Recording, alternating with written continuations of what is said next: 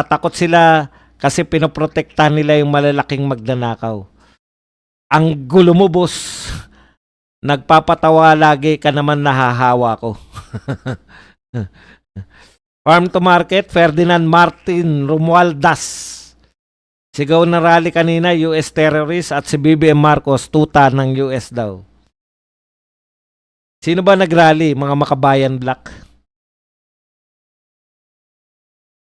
Bloods the best, salamat sa pakulay. TY sa pakape. Yan. Tatay Badong, breaking news. Naging 3% na yung 2% rating ni Risa. Pagtapos nila mag-meeting sa Bicol kasama ni Lenny Utz. Challenge Ashel Ngipin matching sa Badilima. Kapopromote ni Risa na magpe-presidente siya. Bumababa lalo rin.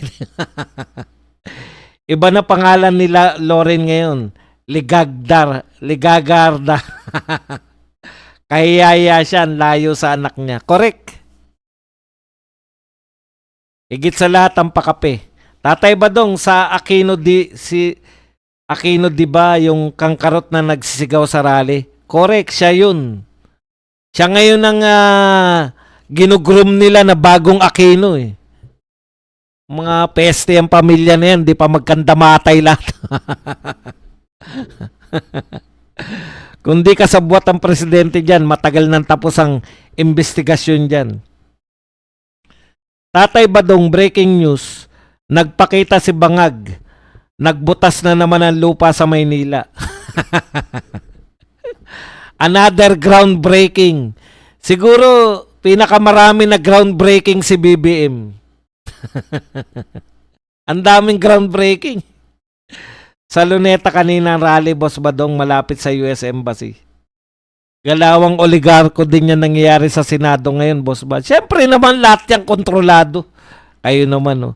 Isa lang nga hindi nila kayang kontrolin. Di ba? Yung Duterte lang. Mga oligarko, nilinaw kagad ni Tatay Digong yan. Eh. Ang kalaban natin, oligarko.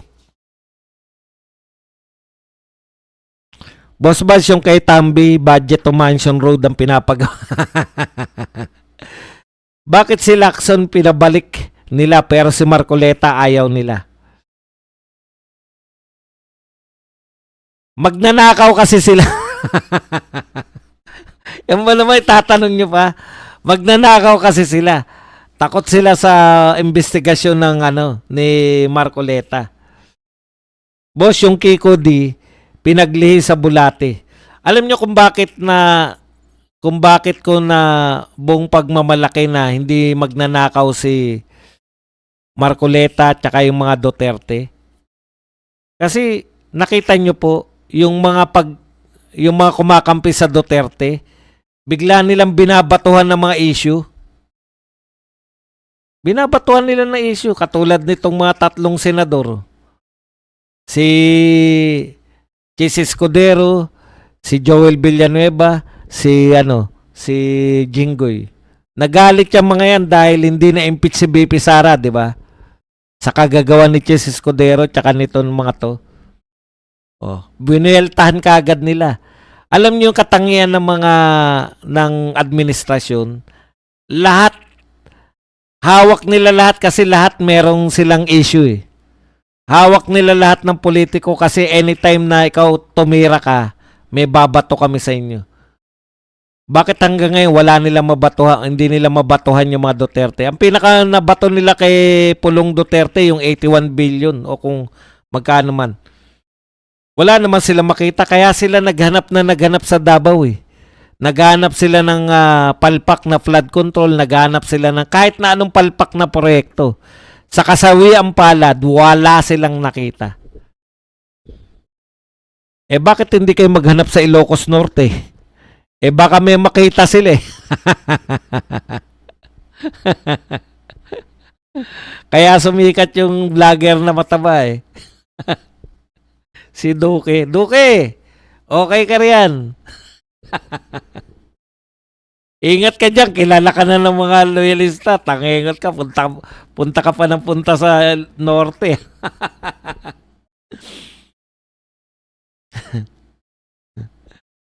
Minsan sinabi ni School Bukol na pipiliin niya magaling investigador tulad ni Pinky kaysa abogadong si Marcoleta. O asan ang galing? Boss, yung Kiko di pinagli sa Bulate. Bakit si Lacson pinabalik nila pero yan.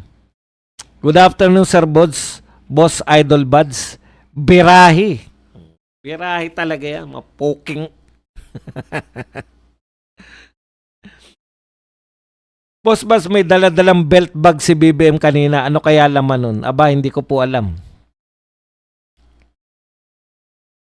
Tatay Badong, dahan-dahan ka naman sa usapang titirahin. Nagigising si Father Flavi. Father Flavi, hindi po lahat tungkol sa tirahan na akala mo. Boss Bad, sa kaka-groundbreaking ni BBM, na groundbreaking pati tumbong.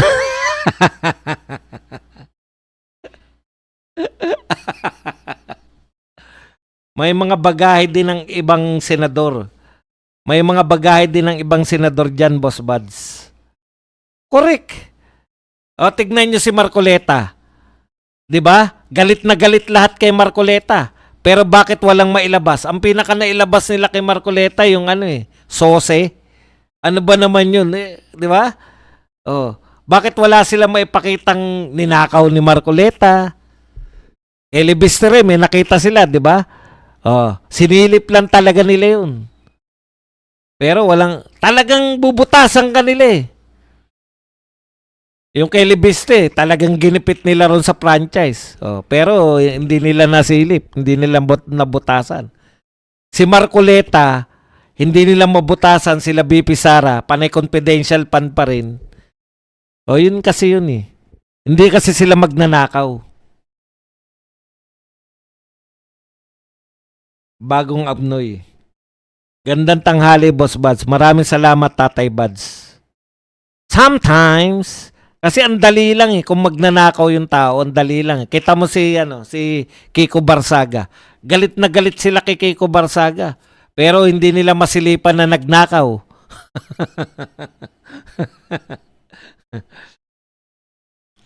Sir Buds, tanong lang, ano na update kay Franz Castro? Di pa ba nakukulong? Hindi pa, nagdedemanda pa nga na impeachment eh.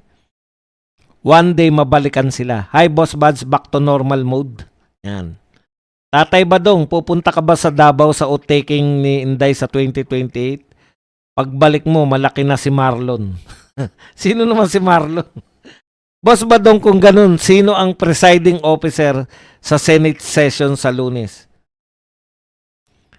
Si Soto pa rin, wala naman pong problema. Si Soto naman pa rin ang presidente. Kiko D, bagong Abnoy. Tatay Badong, yung tumbong na gustong-gustong vlogs ng mga badingdong. Dextrose ang laman ng bag, boss ni BBM. Meron bang info na ready na si Senator Bado? Nasa kotse lang at susulpot pagbotohan na? Hindi ko po nabalitaan yan eh. Actually, hindi na kailangan si Bato kung 17 yung boboto sana, di ba? Nakwenta na natin yan. Kaya lang, huwag kayong mag-alala. Mababago rin yan lahat. Boss Buds, yung Duterte nung election, kung lahat nanalo, ang lakas sana nila ngayon, hindi magigiba. Mahirapan silang mabutasan bago lahat halos. Correct. Kay BBM impeachment dismiss, BP Sara impeachment approved is the due process or politically motivated. Darating tayo dyan, tesorero. Alam mo kung bakit? Naniniwala ko na yung pressure, lalo na sa mga Visayas and Mindanao congressman, matindi po ang pressure ng mga tao. Kayo po, pressurein nyo yung mga congressman nyo. Hindi po pwedeng hingi ng boto sa inyo, tapos yung vice president nyo, tinatablan nila, lalo na kayo sa Mindanao. Naranasan nyo na kung paano kayo binabaliwala matagal ng panahon. Hindi kaya ta fresh ngayon, Boss Buds. Talagang ganun eh.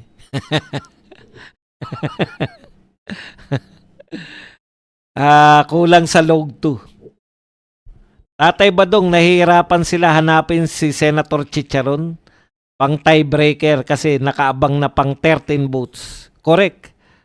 Boss, kung may matabang vlogger, ano naman tawag sa'yo? Poging vlogger.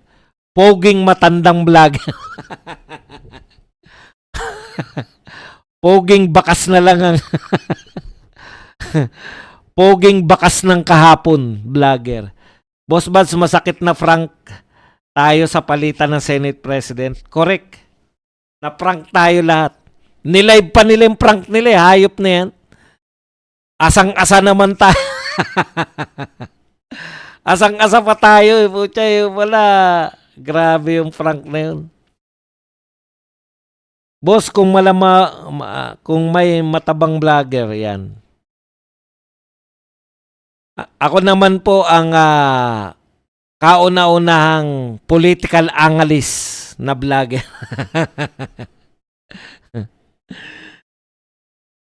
Boss Badong, lumutang na sa baha ang Iligan City ngayon. Grabe, no? O ano kayo dyan sa Iligan, ha?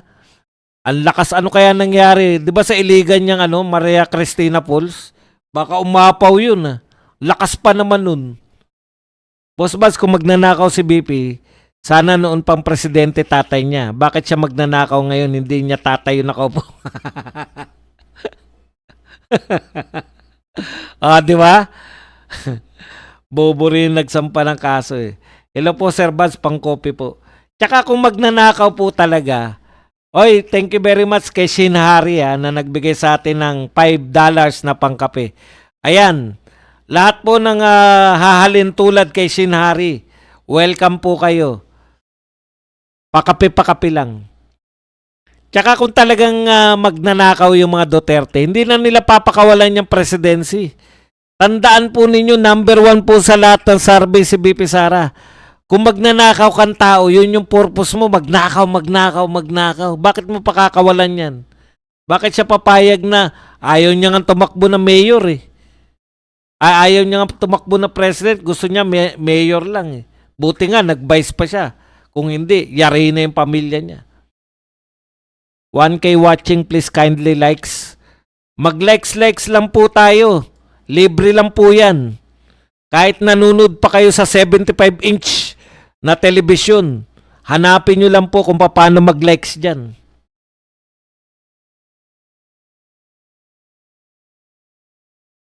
Di nahiya si Madam President Boss Baz, alam niyang pinagtatawanan siya.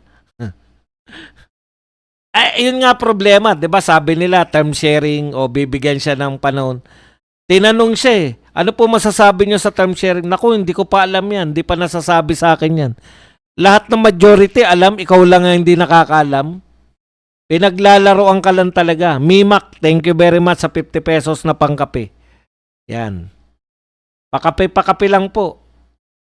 Kung saan nga yan. Sana Sir Badong matulungan kami dito sa Iligan. Halos buong syudad binaha. Oy, kayo pong mga politiko na mahilig makialam sa impeachment kay BP Sara. Tumulong naman kayo sa nababaha ngayon sa Iligan City. Mahabag naman kayo. Nananawagan po tayo sa gobyerno. Tigilan nyo na po ang kung ano-anong papogit paganda. Tumulong naman kayo sa Iligan. Good afternoon po, Madam Sorina Jabala. Musta na po kayo? Aga. Nilive pa nga ng mga tarantadong senador. Nakalive po. Ako nga, tayo nga, nakalive dito nun eh. Kung paano nila nilulusta yung pondo ng bayan. Ang bawat hearing sa Senado ay ginagastahan ng taong bayan. Kung sakaling pumasok sa plenary at pagbotohan nila sa 1/3, hilingin natin na lahat ng pipirmang congressman para markahan ulit. Opo, hindi, doon pa lang sa committee. Committee on Justice. Kasi konti lang yan, mga 50 plus lang yan. Markahan na natin, araw-arawin natin, post natin sa inyong mga account na wag suportahan ng mga boboto kay BP Sara para ma-impeach si BP Sara. Si Marlon, yung bata na inutusan mong bumili ng Jollibee pero natagalan. Akala mo na Steve na. Yun ba? Marlon, kita ulit tayo dyan. Ang worry daw ni Peking Abante, baka matalo sila sa Senate. Boss Buds, matutuloy ba impeachment ni BP? Sorry, I'm left behind news. Opo, nasa House Speaker na po yung impeachment complaint laban kay BP Sara. Nasa House Speaker na. Magsisimula na po yung 1-year bar rule uli pag pinasa na niya yan sa Committee on Justice. Baka pagalitan ni Kong Libiste ngayon, nanay niya. Hi po, it shows Marcoleta is full of courage to protect our country. Good day everyone. Ang maganda kay Marcoleta, hindi siya mabutasan. Tignan niyo yung tatlo, tahimik agad.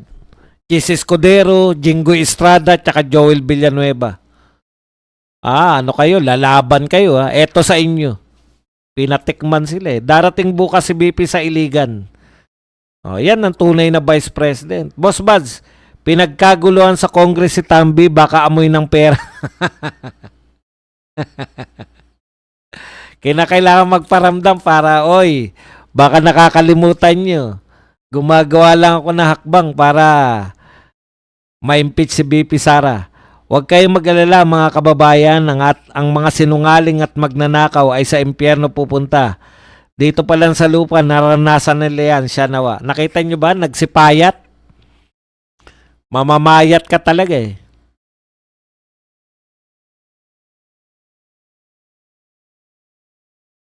Nangayayat na sila agad-agad. Dahil sa kanilang mga kagagawan. Majority ng Pilipino di naniniwala sa report ng Blue Ribbon Committee, kaya yon pirma nila JBR Sito, Gatchalian Subiri ay nabitin, nakakahiya. Mga member nga ng committee nila, binawi yung pirma eh. Tayo pa kaya? Boss Bad, si Kong Libiste handa nang maging bayani. Garapalan talaga ang nakawan. Grabe, mabuhay ka Kong Libiste. Dati si Akop bida-bida sa pagtuligsa sa Duterte hearing, ayon na maalam. Ngayon naman si Abante nag-iingay sa impeachment ni Sara Duterte. Si Abante na kaya ang susunod kay Akop. Manalangin po tayo kay Santa Cara David. Santa Cara David, pakinggan mo ang aming panalangin. Kawitin mo na sila ng iyong karit ng kamatayan. Unahin mo na po yung maingay sa impeachment ni BP Sara. Si congressman na hindi naman congressman. Congressman na hindi naman binoto ng kanyang constituents. Congressman na binoto ng COMELEC. Boss Buds, what do you think about the impeachment? Are they going to prosper? Depende po yan sa pressure ng mga tao sa kanilang mga congressman. Pag nanahimik lang kayo, lalo na kayong mga taga-Visayas at Mindanao, wala ang mangyayari sa atin yan. Iparamdam ninyo, may mga page yung mga congressman na yan, bahain nyo yun ng comment. Lahat po ng mga congressman nyo may mga page. Mag-comment po kayo dun. Makinig ka naman kung sa aming mga mamamayan. Ayaw naming impeach mo si BP Sara. Huwag ka nang makisama sa mga taga Maynila. Sufficient agad ang ground sa impeachment ng BP. Bakit kaya? Wala pa naman. Kayo naman masyado kayo apurado eh. Boss Batch, yung bag sa tagiliran ni BBM ay para sa EBS niya yata yun. Ang bantot nun. Tatay Badong, may kagandahang bill na sa Senado galing kay Senator Onti. Kasunod ng kadena ni Bam Aquino. Mga kagaguhan niya, mga batas niyo. Ipahuli ninyo yung mga magnanakaw. Mas gusto ng tao yun. Mahuli yung mga magnanakaw kaysa makinig sa mga walang katuturan yung batas. Boss, nagpapaalala si Magsaysay Awardee Father Flaby na bisitahin at ang galangin ng museo ng mga adik, biktima daw ng EJK. Utot mo! Yung sa 44 ba, ginawa nyo ng museum? Salamat sa Net 25 na lang ang nagpapagkatiwalaan sa media outlet, Solid Duterte from UAE. At saka syempre yung SMNI, kayo naman binabaliwalaan nyo yung SMNI namin eh. Thank you po Madam Sorina Jabala. Boss ba sa maganda niya, nasa kalangitan na Akala ko nasa kalangitan na eh. Nasa kalagitnaan ng impeachment ni BP, biglang pumanaw yung bangag. Magdidiwang yung buong bansa. Ay, yung may tanong dyan, may nagtatanong eh. Halimbawa ba dong? Halimbawa lang, may nangyari sa Pangulo, naging president si BP Sara, tuloy pa ba yung impeachment? Kunwari, nasa kalagitnaan. Moot na po yun kasi hindi na po siya vice president. Yung impeachment po, para tanggalin siya bilang vice president. Kung magiging presidente po si BP Sara sa kalagitnaan po ng impeachment trial niya bilang vice president, wala na po yun, hindi na itutuloy kasi hindi na siya vice president eh. Tanggal na siya eh dahil president na siya. Hindi na ba siya pwedeng idemanda doon sa mga ginawa niya bilang vice president? Hindi na po. Maghihintay na naman kayo ng mga nagawa niya di umano nung presidente siya. O, ganun po yun. Kasi hindi naman po personal yung ano nyo eh. Kaya nyo siya tinatanggal sa kanyang posisyon. Boss Bas, gawin na nila gusto nila, hindi papasa sa Senate yan. Minority pa lang, siyam na. Correct. Walang katuturan ng mga pang-asar ng mga bangag, ensaymada, nagpapauso. Kaya siguro, ako ito lang bago natin tuloy yung kay Minandro. Kaya siguro, hindi pa nakukulong yung tatlo. Si Chess Escudero, si Joel Villanueva, tsaka si Jinggoy. Malamang sa malamang, yan yung bargaining nila. Iniintay nila yung impeachment. Pag natuloy kasi impeachment, di ba? O ano, boboto ba kayo?